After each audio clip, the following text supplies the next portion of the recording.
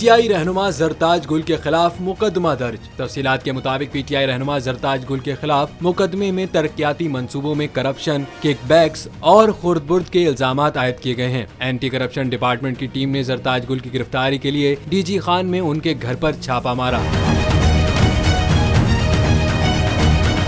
Anti corruption department का कहना है कि जरताज गुल मुतअद्दिद बार तलब करने के बावजूद पेश न हुई। उनके खिलाफ मुकदमे में पब्लिक हेल्थ इंजीनियरिंग अफसरान, ठेकेदारों को बतौर मुल्जिम नामजद किया गया है। छापे के वक्त खातून रहनुमा पीटीआई जरताज गुल अपने घर पर मौजूद नहीं थी। जरताज गुल को करप्शन, कमीशन, किकबैक्स के इल्जामात की इंक्वायरी के लिए मुतअद्दिद बार तलब किया गया था।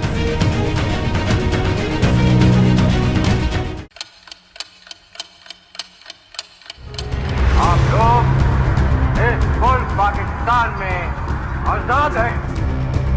सहाफती उसूलों पर कारबंद बोल न्यूज ने रखी रिवायत बरकरार। बोल न्यूज की जानिब से देखने वालों को यौम आजादी की बेहद मुबारकबाद। मुल्क भर से जश्न आजादी की तकरीबात बोल ने दिखाई अपनी स्क्रीन पर।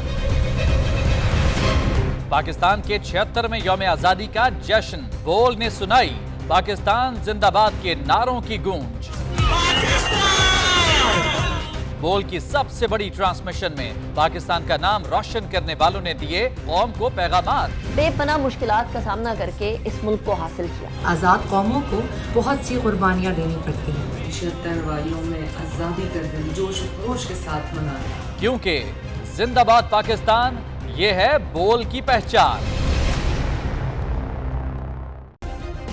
सब्सक्राइब करें और बेल दबाएं ताकि कोई खबर रह न जाए।